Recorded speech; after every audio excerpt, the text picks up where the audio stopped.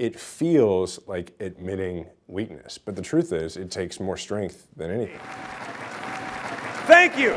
Veteran Jason Kander was running for mayor of Kansas City and was expected to win when he made a stunning decision.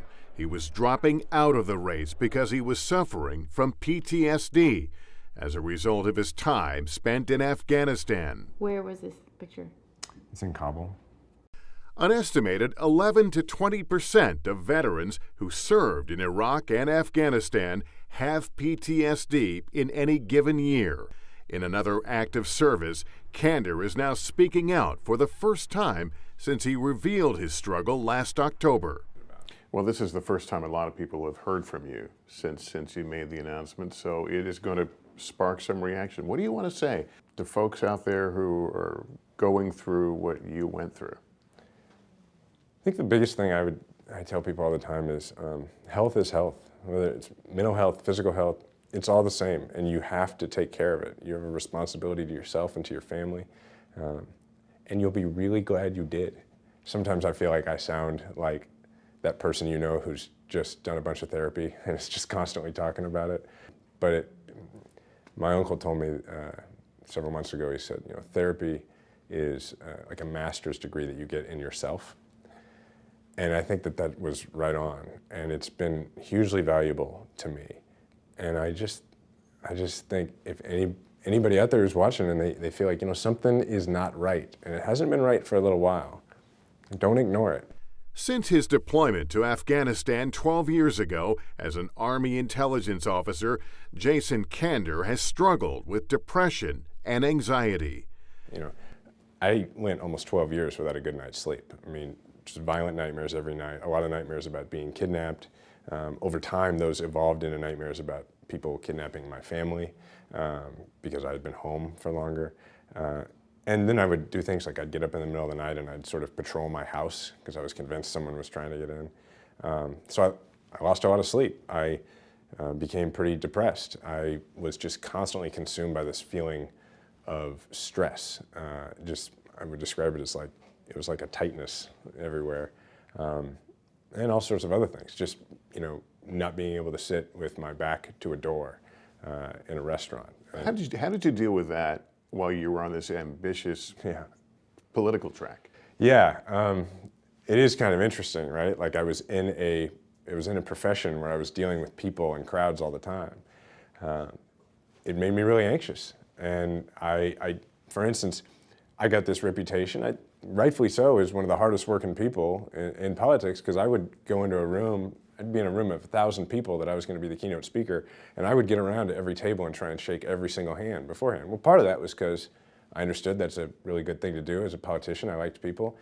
But it was also partly because I wanted to look as many people in the eye as possible before I got up on the podium, because I felt so vulnerable up there. And the intelligence officer in me wanted to sort of assess any possible threat in the room. So it was, I guess the way I would describe the profession that I was in while having post-traumatic stress, it was an exhausting experience for me. But I didn't let anybody see that. But I was just exhausted all the time from just constantly being on edge. So, but was there a moment that said, I got to get out of this race, I can't do this? Yeah, well, it was in the kitchen and me crying pretty uncontrollably, and her just being there for me. And I wasn't crying because I had to get out of a mayor's race.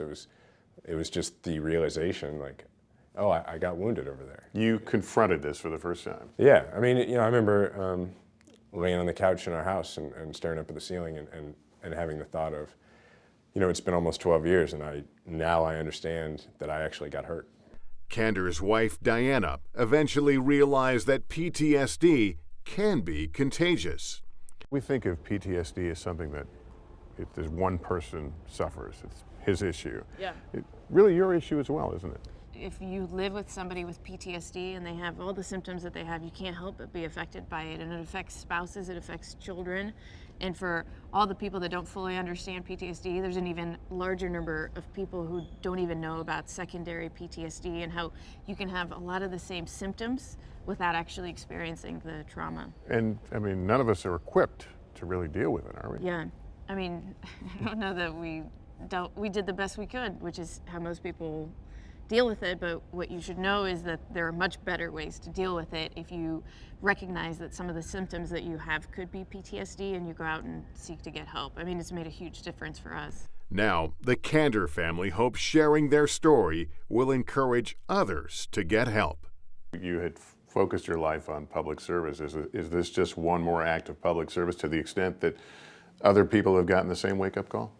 Yeah, I think it's the most important thing I've ever done in public service, probably the most important thing I'll ever do. And I know that it meant a lot to a lot of people that I said, okay, this is something I'm dealing with. But I also know that I've heard from so many people who have said, well, you know, I don't know if treatment's for me, or I don't know if I need that, or I don't know if I have time to, you know, step away from work for a few days, or whatever it would take. And I just really want people to know that it is completely worth it. I feel so much better. I feel like I felt before I deployed. I'm not all the way there, may never be all the way. Yeah, I was going to ask, how do you know when you're better? One of the biggest ways for me, actually, there's a lot of ways, you know, I can, at least for 30 to 45 minutes at a time, sit with my back to a door, things like that. I get a lot more sleep, which is amazing. I mean, after 12 years of not getting a good night's sleep, like that's a game changer. But one of the biggest ways for me is there's this thing that you experience that I didn't understand until it was given a name when I was in therapy. It's emotional numbness. And what happens when you have post-traumatic stress is you have all these really negative emotions all the time. And you learn how to just push those down so that you won't feel them. But your body doesn't have the ability, your brain doesn't have the ability to just, you know, have countermeasures against the bad feelings. So what you end up doing is you just make it where you can't feel anything. And I got to a point where I just couldn't feel anything. You know, I'd be with Diana and True, and he'd say something amazing, like a little kid says, and I could mimic the human emotion. I could smile, I could kind of feel it, but it felt to me like if you've ever been in a go-kart where you can put your foot all the way to the floor and it feels like it should go faster, but you just can't access it. That's how I felt emotionally, even with good feelings. And now I say to Diana all the time, I say, I can feel this. But do you leave open that someday you may enter politics again? You know, everything's open, but that's not something that I'm thinking about all the time. And I know politicians always say, like, well, I'm not thinking about that right now. I know that because I used to say that to avoid questions. But it's just genuinely not something that I'm thinking about. I mean, I'm getting to make up for lost time being a dad and trying to be a super dad. We have a t-ball game on Saturday. I'm the coach, which is something I never thought I was going to have the chance to do. That's the stuff that I'm really excited about.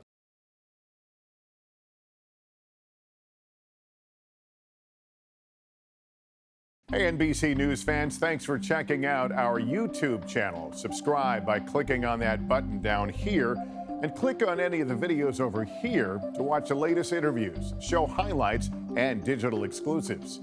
Thanks for watching.